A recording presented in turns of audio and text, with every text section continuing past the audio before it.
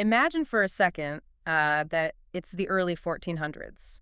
You're a peasant farmer living somewhere in Western Europe. Right, just a completely isolated existence. Exactly. I mean, your entire universe, everything you know about the world, politics, religion, literally just survival, it all exists within maybe a 5-mile radius of the mud you were born on. Yeah, you don't travel. No, you know the local lord who owns your labor, you know the parish priest who, tells you how to save your soul, and you know the grueling, unchanging rhythm of the seasons. And that is your reality. It's rigid, it's static. Right. And then just out of nowhere, one afternoon, a caravan rolls into the edge of your village. You see people who speak a language you've absolutely never heard. Wearing bright, completely unfamiliar textiles. Yeah. Practicing trades outside of your local guild and just moving with this freedom that is, it's completely alien to you. And the immediate reaction to those isolated villagers wasn't to, sit down and ask for a nuanced history lesson. Of course not. Right. It was to quickly categorize these arrivals using the extremely limited geography they had in their heads. Which wasn't much. Exactly. They looked at these travelers, saw that they looked different, seemed exotic, and made this massive assumption. They basically said, well, they must be from Egypt.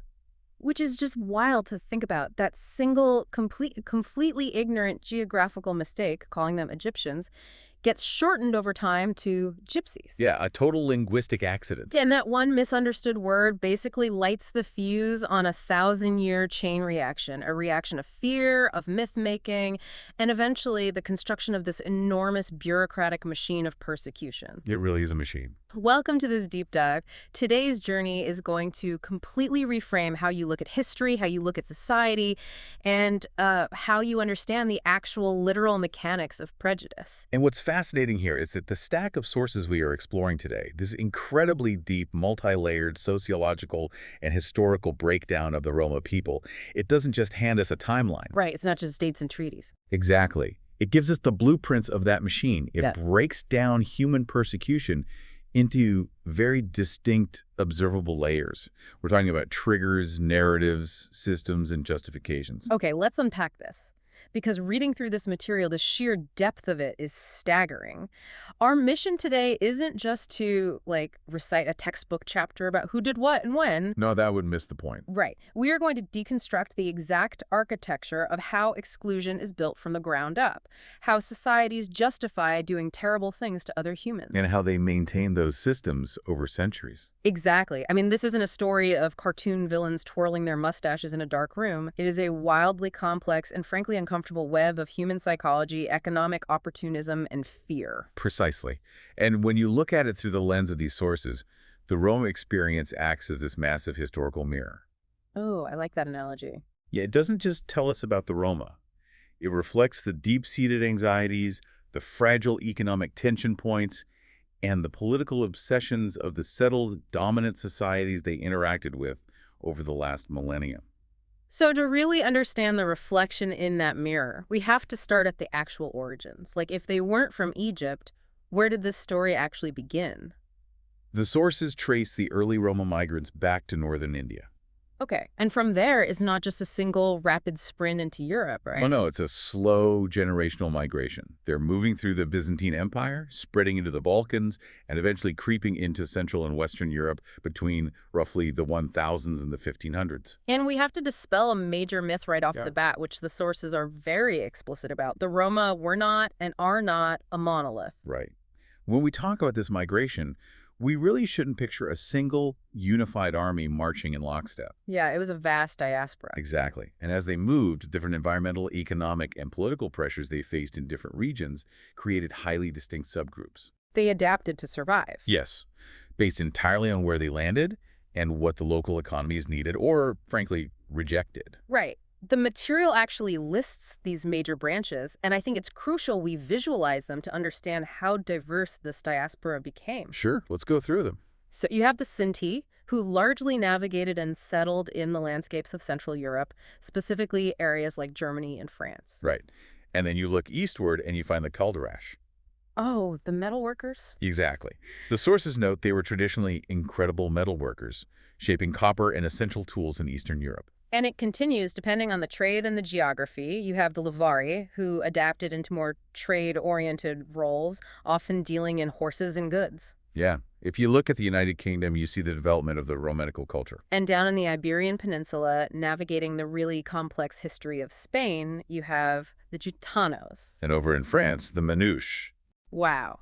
So each of these groups carries a shared ancestral thread, but their day-to-day survival, the dialects they developed, and the specific brands of local hostility they faced were entirely unique. Entirely. So if they're so diverse and adapting in all these different ways, what actually sparked the initial hostility? Well, the sources point out that almost immediately upon arriving in Western and Central Europe, they were viewed with intense suspicion. Right.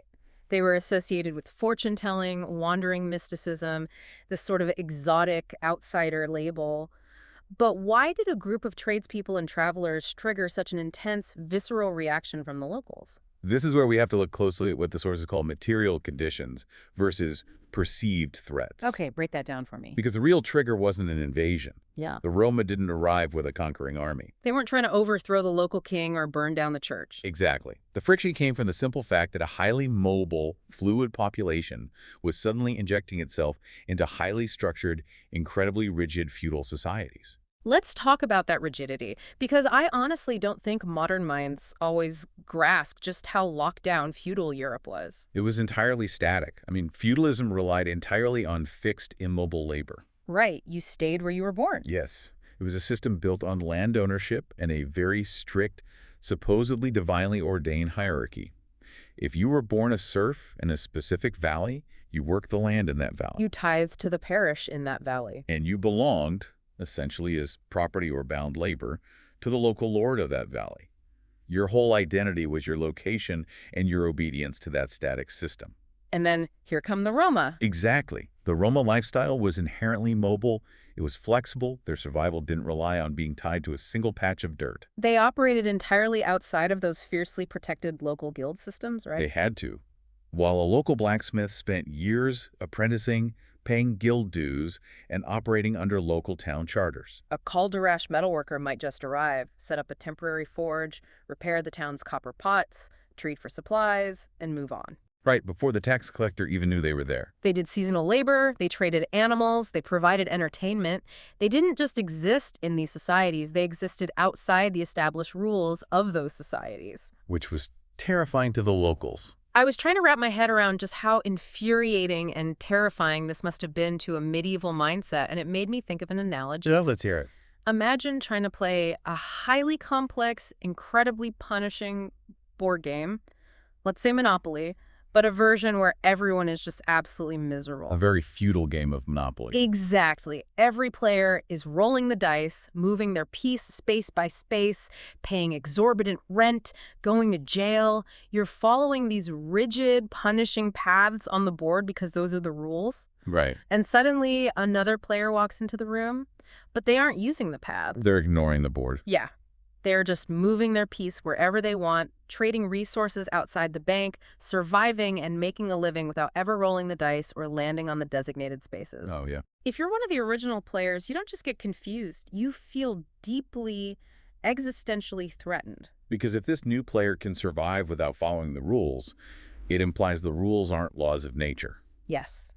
You feel threatened that the rules you are bound by, the rules that dictate your entire miserable life, your hardships, your lack of freedom, they might just be an illusion. It's a profound realization. The local peasants and the local lords looked at the Roma and thought, if everyone lived like you, our entire system would collapse. So the root of the friction wasn't some inherent biological hatred right out of the gate. It was the absolute ambiguity of the Roma. That is the perfect word for it. Ambiguity, or what sociologists in the sources call the anxiety of illegibility. Illegibility. Like they couldn't be read. Exactly. The settled societies couldn't read them. The king couldn't easily draft them into a standing army. The tax collector couldn't easily assess their property. And the local priest couldn't easily monitor their moral behavior. And human institutions, especially fragile historical ones, do not handle ambiguity well. No, they panic. They do. When an institution feels discomfort and uncertainty, it rapidly mutates that feeling into a perceived threat. The logic becomes, I cannot control you, therefore you must be dangerous.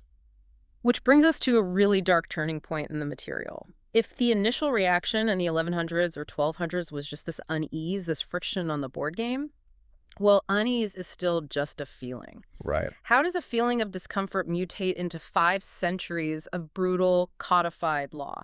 What happened when these societies decided they needed to solve the problem of this ambiguity? And why did different parts of Europe react in such radically different, horrifying ways? Exactly. Well, the sources outline a major geographical fork in the road between the 1400s and the 1800s. The material conditions, the actual economic and political needs, were different in Eastern Europe compared to Western and Central Europe. Okay. And because the needs were different, the systemic reaction, the way the machinery of prejudice was built, looked completely different. Let's look at Eastern Europe first, specifically regions like Wallachia and Moldavia, which map onto modern-day Romania. Reading this section of the sources was a really profound moment for me because we are talking about institutionalized slavery. Yes, roughly 500 years of it. And not just some loose system of indentured servitude, but actual legally codified chattel slavery right in the middle of Europe. Yes, starting around the 1300s and lasting all the way until the mid-1800s. Mid-1800s. I know.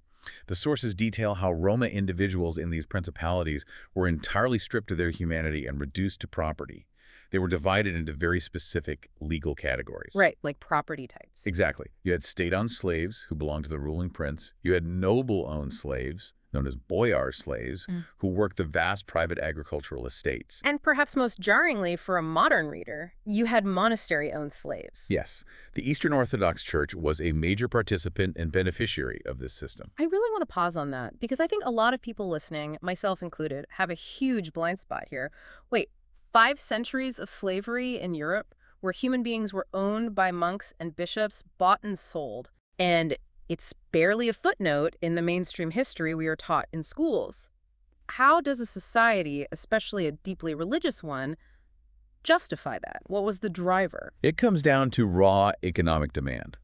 In the East, these regions had vast, incredibly fertile agricultural lands, but they suffered from a chronic shortage of labor. So they needed bodies. They needed a massive, bound workforce to extract wealth from the soil.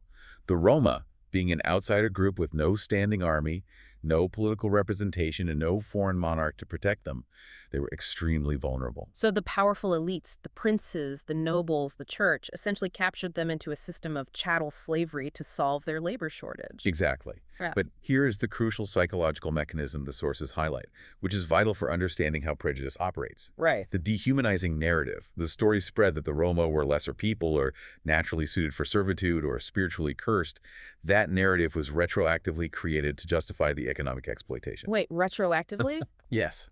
The profit came first. The nobles and monasteries realized they could get rich off free labor. The racism and the theological justifications were formulated after the fact to make that profit feel morally acceptable to the public. That is such an intense aha moment. You invent the prejudice to soothe your own conscience about the exploitation. Exactly. So in the East, the systemic dynamic was brutally simple. You are property. Right. But if we shift our focus over to Western and Central Europe, looking at England, Spain, France, the various German states during the same period, they didn't enslave the Roma. They didn't want their labor. Oh. The dynamic there was entirely different. It was, you disrupt our order. Right, because the West was undergoing a different political evolution. This is the era where you see the rise of the modern nation-state.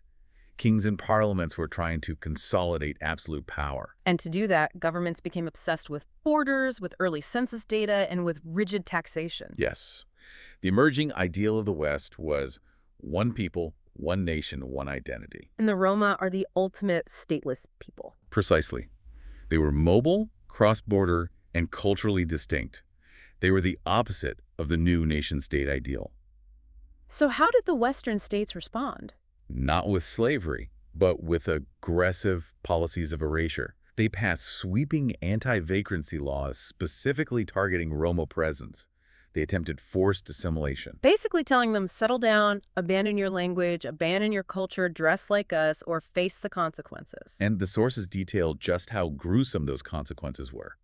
We aren't just talking about a fine or a polite request to leave. No, we are talking about severe imprisonment. We're talking about physical branding. Literally burning marks into human beings so they could be identified if they were caught in the territory again. Cutting off ears. Yes. And in many cases, outright executions simply for the crime of existing as a mobile person within a state that demanded a fixed address. And this hostility in the West was deeply amplified by resource anxiety. How- Well, even if a Roma tradesman was just trying to quietly sell metal goods or trade horses, they were operating outside those local guild systems we mentioned earlier. Oh, right. The local tradesmen felt it was unfair competition because the Romas weren't taxed or regulated by the town council.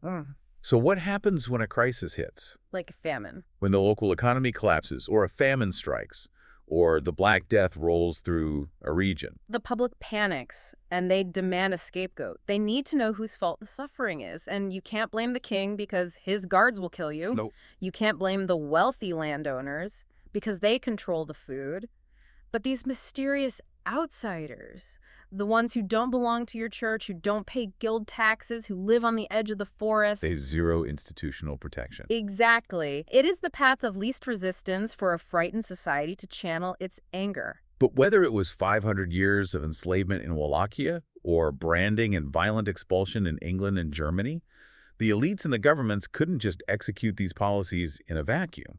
Right. A king can write an expulsion order, but he needs the local guards, the bakers, the blacksmiths, the average citizens to actually enforce it. To get the public to go along with it, or at least to look the other way while their neighbors are dragged off, you need a powerful, convincing story. Which bridges us perfectly into the actual anatomy of how this works. Like, how do we get from a local rumor whispered in a tavern to a massive continent-wide bureaucracy of oppression? It's a fascinating process. The source material provides this brilliant, almost architectural framework for understanding this. It divides the mechanics of prejudice into two distinct layers: the narrative layer and the system layer. Let's examine the narrative layer first. Okay. This is the realm of cultural storytelling. It's about pressing very specific emotional buttons in the public psyche. So the PR campaign. Basically, yes. Yeah. The dominant societies constructed complex narratives that cast the Roma as foreign, rootless, and inherently untrustworthy. And the sources point out that these narratives reliably hit three main psychological triggers. Fear, disgust, and envy. Exactly. Let's break those down. Fear is the most obvious one. Yeah, the stories frame them as thieves, as kidnappers stealing children in the night, or as foreign spies who are beyond the control of normal law. Right. Then you have disgust. This was achieved by associating them with dirt, with disorder, or with moral contamination. Like witchcraft. Exactly.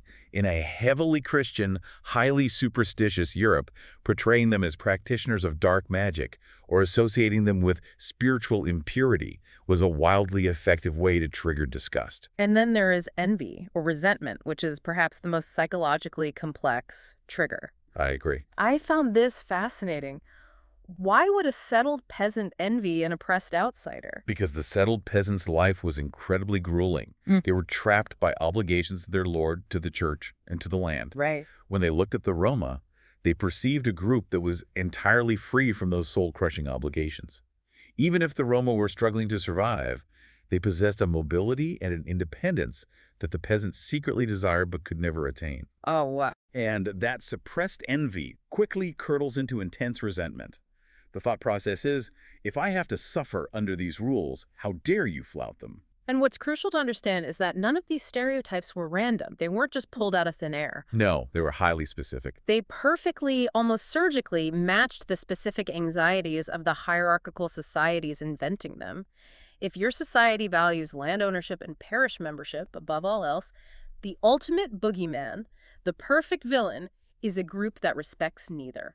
The narrative layer made anti-Roma bias feel emotionally intuitive and justified to the average citizen, even when it was factually completely flimsy. That is the narrative layer. But a story, no matter how powerful, isn't enough to sustain 500 years of oppression on its own. No, it has to be operationalized, and that is where the system layer comes in. Looking at all this evidence, it feels like prejudice isn't just a feeling, it's a two-part machine. Like an operating system. Yes. Here's where it gets really interesting. The narrative, the rumors, the fears, the cultural storytelling, that's the software. But you need hardware to run it. Right. The system layer is the hardware. It's the anti-vagrancy laws passed by parliaments, it's the local courts, it's the police patrols. Later on, it's the segregated schools and the discriminatory housing policies. Exactly. Once you take that biased software and install it onto the institutional hardware, the machine just runs on autopilot. It is a very accurate way to model it. Prejudice only becomes truly durable when it moves from interpersonal bias, just a local farmer not liking the traveler camped down the road, into institutional discrimination. When it becomes the law of the land. When the bias becomes embedded in law, in administrative procedure, and in routine social participation. But reading this, a massive question kept nagging at me, and the sources actually address it head-on by discussing what they call the constraint layer. Yes, the constraint layer is vital. If you're a regular, relatively decent citizen living in one of these towns in the 16th or 17th century, maybe you've traded with a Roma metal worker. Maybe you know they aren't actually stealing children. When the king's guards come to brand them or expel them, why don't you speak up? Why didn't more ordinary people resist this machinery? Because the machinery is designed to punish resistance just as harshly as it punishes the marginalized group. Wow. Resistance carried exceptionally high social and formal costs. Put yourself in the shoes of that local blacksmith. If you openly disagree with the dominant prejudice, you are suddenly opposing the local authorities. You're opposing the church. Your neighbors, the nationalist norms of your era. Yeah. You could lose your livelihood, you could draw the attention of the police, or you could become a social outcast yourself. So it's self-preservation. Entirely. This is the most insidious nature of structural prejudice. Once the bias is encoded into the institutions, once the hardware is running, simply remaining neutral helps the system achieve its goals. You don't have to actively hate anyone to perpetuate the harm. Exactly. You don't have to hold a pitchfork. You just have to look out your window, see what's happening, decide it's too risky to get involved, and go back to eating your dinner. The system relies on the passive compliance of the majority. You just have to be a passive user of the system who doesn't question the code. Right. But as history marches forward, things change. Europe eventually moves out of the Middle Ages. We hit the Enlightenment, the Industrial Revolution, the modern era. And suddenly, simply telling the public they are spiritually suspect or they don't belong to a trade guild wasn't a sophisticated enough excuse anymore. The world was modernizing. Science and rationality were becoming the new religions. The hardware needed a software update. And that software update was catastrophic. This brings us to a terrifying evolution in the sources, spanning roughly from the late 1800s to the 1940s. We see the justification engine shift gears. If we connect this to the bigger picture of European history, this is where prejudice takes off its religious robes and puts on a white lab coat and spectacles. We see a massive shift from cultural and religious prejudice to biological scientific racism. Right. In the 19th and early 20th centuries, the old biases were increasingly reframed as biological fact. You see the rise of pseudosciences like phrenology. Literally measuring the shapes of people's skulls to determine their character. And the meticulous mapping of bloodlines. The vital thing to understand here is that the prejudice already existed. The hatred was already there. Yes. But now, the dominant societies felt a psychological need to justify it intellectually to themselves. They started labeling the Roma not just as outsiders, but as genetically criminal or biologically inferior.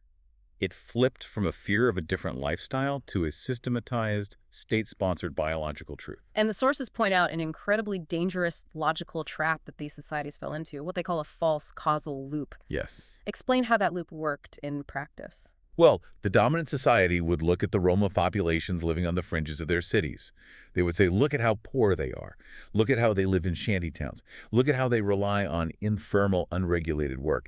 This absolute destitution proves that they are biologically inferior and incapable of civilization. Which completely ignores the historical reality. Completely. The actual truth was they are marginalized and living in shanty towns because our systems explicitly legally excluded them from land ownership, formal education, and formal employment for the last 500 years. Right. It's maddening. It's taking the devastating result of your own oppression and holding it up as scientific proof that the oppression was justified in the first place. It is the core trick of rationalized prejudice. You break someone's legs, and then you point to their inability to run as proof that they are an inferior athlete. Wow. And this pseudoscientific justification didn't just stay in the universities. It became state policy. And it set the direct stage for the Persecuted, the Roma Holocaust, under Nazi-controlled Europe in the 1930s and 40s. The parajmos, the devouring. Yes. The older, centuries-long patterns of police surveillance and criminalization seamlessly fused with Nazi racial ideology and the terrifying efficiency of modern state capacity. And the result was genocide. Hundreds of thousands of Roma were murdered. They faced mass imprisonment, forced sterilization programs, medical experiments, and extermination camps. And reading the specific details of how the parajmos was executed is just chilling. Because it didn't start with death camps overnight. It didn't start with SS officers kicking down doors on day one. No, it started with paperwork. It started with local registries. The sources specifically highlight professionals men like Dr. Robert Ritter. Robert Ritter is a crucial figure for understanding this machinery. He wasn't a cartoon monster. He was a psychiatrist and a physician. He headed the research unit for racial hygiene and demographic biology. Exactly. I want to spend some real time on this because it is terrifying how administrative this all was. Imagine a local police officer in a German town in the 1920s or early 30s. He's doing a census. He's just writing down the names and addresses of the local Sinti and Roma families, classifying them as travelers or vagrants. Yeah. Just local police work. Standard procedure. But then that local registry is handed over to a regional office, and that regional office hands it over to Dr. Ritter's unit. Ritter sits at a desk, reviews the files, maps out their genealogies, and uses his pseudoscience to stamp their files with the classification alien blood, or part gypsy. And then he hands those stamped files over to the SS. And the SS uses those exact addresses to load human beings onto trains heading to Auschwitz. It is the absolute banality of evil. And the sources map out this exact escalation feedback loop. It is vital to understand this mechanical sequence. Let's go through those steps. Step 1, stereotype, the cultural belief that they are criminal. Right. Step 2, surveillance. Yeah. Police decide they need to monitor them just in case. Okay. Step 3, legal restriction. The state passes laws limiting where they can travel or work based on that surveillance. Which isolates them. Exactly. Step 4, social exclusion. They are pushed entirely out of public life. Then what? Step 5, coercive control. They are forced into municipal camps or ghettos. And finally, step 6, extreme violence. It's a ladder of descending morality. Each restriction, each new form you fill out, lowers the moral barrier for the next step. Right. A local citizen might be horrified by a death camp, but they aren't horrified by a police registry. Then they get used to the registry, so they aren't horrified by a travel restriction. By the time the trains are running, the entire process has been so thoroughly bureaucratized and framed as a matter of public order and hygiene that the unthinkable just feels like standard administrative procedure. Which brings us to perhaps the most uncomfortable question of all. When you look at a machine this massive, a machine capable of processing human beings from a local census all the way to an extermination camp, who exactly are the people turning the gears? Right. Who built the camps, who filed the paperwork, who looked the other way. That brings us to an incredible section in the material mapping out the coalition of complicity. Because an operation this vast cannot be run by just a handful of fanatics. The ultimate insight from this section of the source material is that systemic prejudice isn't driven by one type of person. It requires a vast, interconnected ecosystem of different actors, each participating for their own entirely distinct motivations. Let's break down this coalition. Okay, we start at the top with state authorities, the kings of the past and the legislators and executives of the modern era. And the sources emphasize that the state authorities were rarely acting out of pure emotional hatred. They were strategic actors. They were driven by a desire to consolidate power, control their populations, extract taxes, and build a unified national identity. Right. They didn't necessarily invent the prejudice, but they recognized how incredibly useful it was to weaponize it. Exactly. Then you have religious institutions, especially in the pre-modern eras. They acted as the moral framers. Their motivation was to maintain moral order and social conformity. Yes. By casting the Roma as spiritually suspect or cursed, the church reinforced the rigid social hierarchy as something that was divinely ordered. It told the peasants, God wants you where you are, and God dislikes those who wander. Next down the ladder, you have the economic elites, the wealthy landowners, the nobility, the major employers. These are the opportunists. As we saw in Wallachia. Exactly. Their motivation was incredibly simple. Cheap or entirely forced labor, and the desire to crush any independent economic competition. For the elites, prejudice wasn't just a belief, it was a highly profitable business model. And then you move down to the institutional gears. Law enforcement and local officials.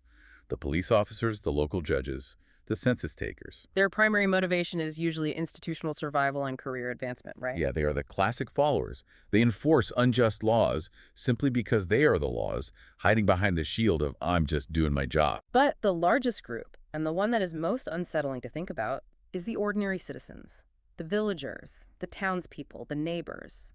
And within this massive group, the psychological types varied wildly. You had fearful followers who truly didn't understand the Roma and genuinely believed the rumors that they were dangerous. You also had conformists, whose primary drive was simply avoiding social risk. They looked around, saw the state, the church, and the elites all targeting this group and thought, well, everyone thinks this way, so it must be right. I'm not going to rock the boat. And you had the passive bystanders who maybe knew it was wrong, who didn't actively harm anyone, but who kept their curtains drawn and did absolutely nothing to resist. And of course, you had active participants, regular citizens who happily spread the rumors, reported their neighbors to the police, or engaged in local mob violence to gain social status or make themselves feel powerful and safe. And finally, animating the most violent phases, you have the extremist ideologues, the racial theorists, the architects of the Nazi regime, the true believers who combine radical, unshakable ideology with the full power of the state. That is the spark that detonates the entire coalition. Exactly. Looking at this whole map, I mean, it's just an ecosystem of complicity. Most harm in history isn't done by a few evil geniuses. It's done by millions of people making tiny, selfish decisions. Right. People trying to feel safe, conformists trying to fit in, opportunists trying to make a buck, and bureaucrats just stamping the paper in front of them. But it raises a profound psychological question. How do all these ordinary humans manage the cognitive dissonance? That's the million-dollar question. If you're a relatively normal person, how do you watch marginalized people suffering right in front of your eyes for centuries and convince yourself that it's okay? Well, humans are incredibly adept at protecting their own conscience. They manage that cognitive dissonance through psychological traps, which the sources dive into deeply when discussing the asymmetry of judgment. Okay, what does that mean? To avoid feeling guilty, societies rely heavily on cognitive biases, most notably the availability heuristic. Let's break that concept down because it perfectly explains how prejudice sustains itself day to day. The availability heuristic is a mental shortcut. It's a cognitive bias, where people judge the frequency or likelihood of an event based on how easily examples of it come to mind. Right. So, if a dominant society already holds a deep-seated bias against the Roma, if the software is already installed telling them these people are criminals, and then one single Roma individual commits a petty theft in the town square. That event is highly memorable. Yes, it violently confirms the pre-existing bias. The society then uses that single isolated incident as undeniable proof that the entire group is composed of thieves. So what does this all mean? I think the easiest way to understand this is to think about driving. Okay, sure. Let's say you're driving down the highway and someone who looks exactly like you from your own dominant cultural background aggressively cuts you off in traffic. Your brain immediately processes that as an individual failure. You think, wow, that specific guy is a massive jerk. Right. But if someone from a marginalized group, a group your culture has stereotypes about, cuts you off in traffic, the biased brain doesn't see an individual. Oh. The brain immediately jumps to the collective. It says, see, those people are terrible drivers. When a majority individual commits a crime, it's an anomaly. When a marginalized individual commits a crime, it is viewed as a confirmation of their group identity. That is the asymmetry of judgment. That is an excellent way to frame it. And the source material navigates this historical nuance very carefully. It doesn't pretend that the Roma populations were composed entirely of flawless saints. Right, no human population is. It acknowledges that, yes, petty crime, smuggling, and informal economies existed within some Roma communities over the centuries. Yeah. But it frames this within the massive structural context we just spent the last hour building. These were survival strategies. Exactly. For a population that was entirely legally excluded from formal economies, land ownership, education, and legal protection. Right. If you legally ban a group from being blacksmiths, farmers, or shopkeepers, you cannot act shocked when they resort to the gray market to feed their kids. Exactly. And crucially, the sources note that there were no organized ideological Roma extremist movements. There was no systemic Roma-led oppression of other peoples. They were not trying to conquer Europe. But the dominant societies eagerly took these isolated incidents of survival-driven crime and amplified them through the availability heuristic to justify 500 years of systemic, crushing oppression. The psychological sequence laid out in the text is just a perfect loop. Bias already exists in the culture, an incident occurs, the incident is seized upon and used as proof, the bias strengthens. Yep. The behavior of the marginalized group didn't create the persecution. The persecution created the behavior, which the dominant group then used to sustain and justify the persecution. And that leads to the deepest uncomfortable truth of all, the thing these settled societies were desperately trying to avoid looking at. Prejudice.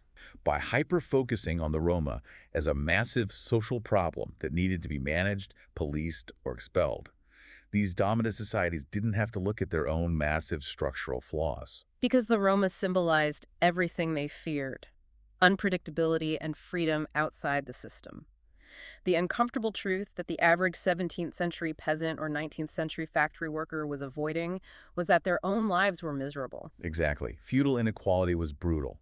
Industrial economic instability was rampant. The systems they lived under were fundamentally flawed, and order actually required immense daily coercion to maintain. If you are miserable working 14 hours a day in a coal mine or on a feudal estate, and you see a group living completely outside that system, even if that group is desperately poor and struggling, their very existence exposes the fact that the rigid rules of your society are not natural, unavoidable laws. They are man-made constructs. The Roma challenged the illusion of the system's inevitability. So instead of a society turning inward and confronting the fact that its own structures are deeply unequal and oppressive, they externalize the anger. They scapegoat the Roma. The dominant European cultures essentially use the Roma as a foil for their own nation building. It's identity formation through contrast. We are the civilized ones, therefore they are the barbarians. We belong here, therefore they do not. It is the oldest political trick in human history. Unify the in-group by defining yourselves in opposition to an out-group. And this brings us to a critical modern transition in the material. Okay. Moving past the horrors of the mid-20th century, past the end of the Second World War, and the fall of the Nazi regime. What does this machinery look like today? So did the end of the war mean the end of the systemic hardware? That brings us to the final major area of our deep dive, the legacy and the modern shift. And the short, brutal answer is no. The machine didn't break down, it just got a new paint job. It rebranded. This section raises a profound point about the power of historical memory. The sources highlight a staggering, almost unbelievable delay in historical recognition following the Holocaust. This raises an important question about how we remember trauma.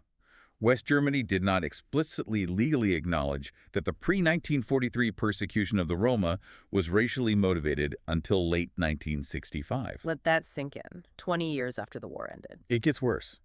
It wasn't until 1982 that the German chancellor formally stated that the Roma had been victims of a genocide. 1982. We are talking about nearly 4 decades of minimizing the suffering. Decades where survivors of extermination camps were actively denied compensation, denied legal recognition, and essentially told by the very governments that replaced the Nazis that their suffering was just standard police procedure against criminals. And that delay is incredibly dangerous. It's not just an academic slight.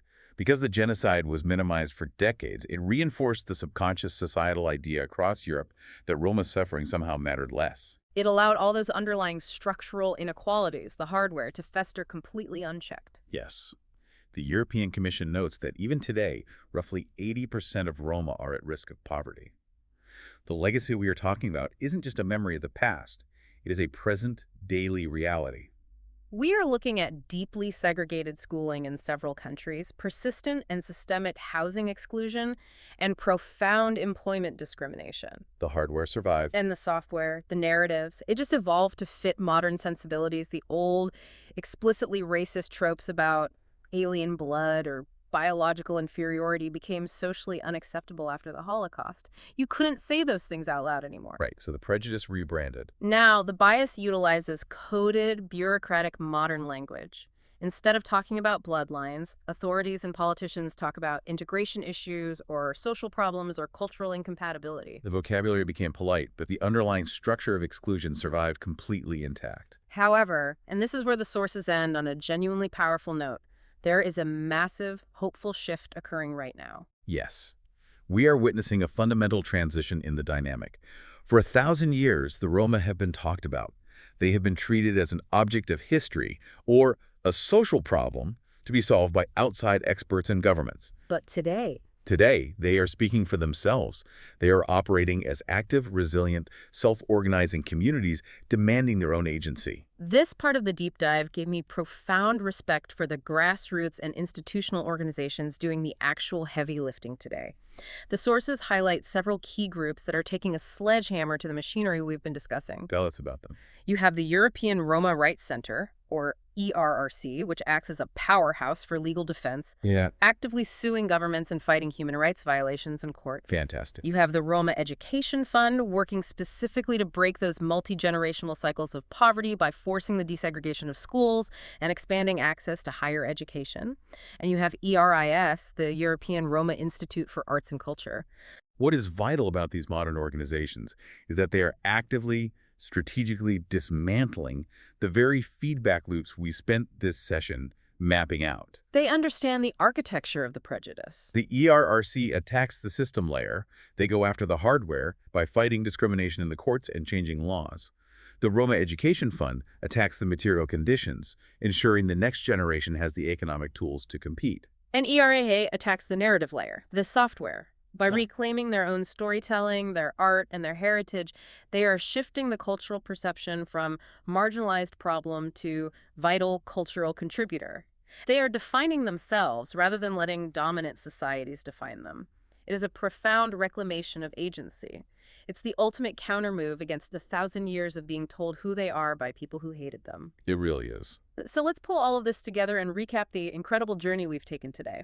We started with the arrival of a migrating people from northern India into the rigid, paranoid, dirt-bound structures of feudal Europe. We traced how a simple, ignorant geographical mistake and a feeling of discomfort with their mobility hardened into 500 years of horrific economic exploitation. Slavery in the East and brutal expulsion and branding in the West. We broke down the actual mechanics of prejudice, how rumors of fear, disgust, and envy became the software that ran the systemic hardware of courts and police. We saw how those systems evolved, hiding behind pseudoscience, escalating through a bureaucratic feedback loop of paperwork and registries into the unthinkable horrors of the Holocaust. We examined the terrifying coalition of complicit actors, from opportunistic elites to passive bystanders who kept the machine running. And finally, we looked at the modern fight for self-definition, the ongoing battle to dismantle the coded, rebranded legacy of inequality today. It truly is a textbook case study in how human societies construct, justify, and maintain exclusionary power. By understanding the Roma experience, it forces us to turn that mirror on ourselves and deeply examine the systems of power and legibility that we participate in right now. Which leaves us with a final thought, something I really want you, listening right now, to mull over as you go about your week.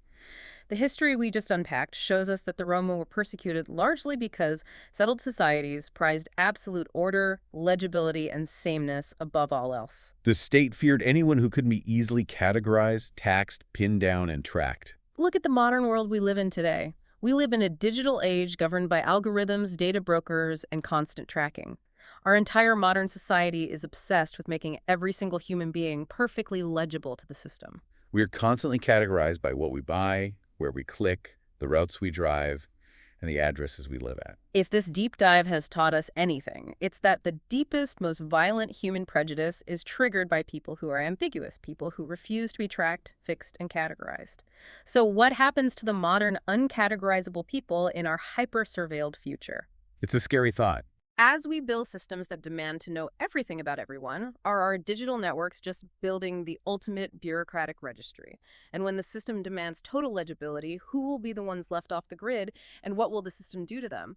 Thank you for joining us on this incredibly vital deep dive. Keep asking the hard questions about the machinery around you. Until next time.